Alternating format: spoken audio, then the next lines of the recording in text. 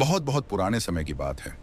इतनी पुरानी कि धरती पर ना इंसान था, न नाव, न इतिहास की किताबें। चारों ओर बस अथाह जल था। समुद्र तब आज जैसा शांत नहीं था। वह उबलता बदलता और जीवन को गढ़ता था। उसी गहरे नीले संसार में जन्म हुआ एक ऐसे जीव का जो आने वाले करोड़ों वर्षों तक समुद्र का राजा कहलाने वाला था। शार्क। उस समय समुद्र में छोटे छोटे जीव थे, कमजोर थे, डरपोक थे। लेकिन शार्क अलग थी। उसका शरीर मजबूत, दांत तेज और इंद्रियां इतनी तीव्र थीं कि वह पानी में गिरे रक्त की एक बूंद भी दूर से महसूस कर सकती थी।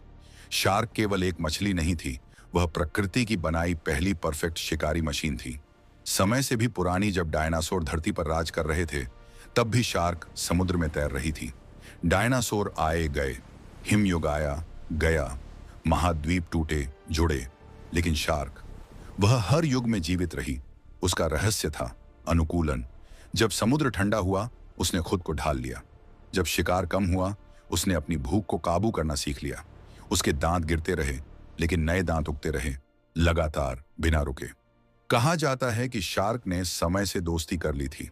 समुद्र की व्यवस्था की रक्षक शार्क को लोग केवल खूंखार शिकारी समझते हैं, लेकिन सच इससे कहीं गहरा है। शार्क समुद्र की संरक्षक है। वह कमजोर और बीमार मछलियों को खाकर समुद्र को स्वस्थ रखती है। अगर शार्क न होती तो समुद्र में संतुलन बिगड़ जाता। प्राचीन समुद्री कथाओं में कहा गया है, जहां शार्क तैरती है, वहां समुद्र जीवित रहता है। इंसान और शार्क हजारों साल पहले, जब इंसान ने समुद्र को पार करना सीखा, तब उसने पहली बार शार्क को देखा। कभी डर से, कभी श्रद्धा से। कुछ सभ्यताओं में शार्क को देवदूत माना गया, समुद्र का रक्षक। तो कुछ ने उसे राक्षस कहा, गहराइयों का दानव। लेकिन शार्क ने इंसान पर कभी युद्ध नहीं छेड़ा। वह इंसान से डरती नहीं थी, बस उसे समझती भी नहीं थी। समय के साथ इंसान ने शार्क का शिकार शुरू किया, उसके पंखों के लिए, दांतों के लिए, डर के लिए।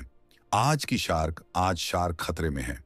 जिस समुद्र पर वह करोड़ों साल राज करती रही, वही समुद्र अब प्रदूषण और लालच से घायल है।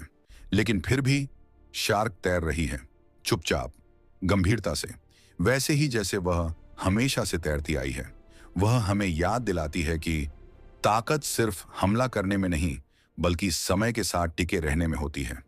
अमर योद्धा शार्क मछली केवल एक जीव नहीं है, वह इतिहास है, वह संघर्ष है, वह जीवित रहने की कला है। जब भी समुद्र की गहराइयों में कोई परछाई हिलती है, तो समझ लेना, इतिहास अब भी जिंदा है।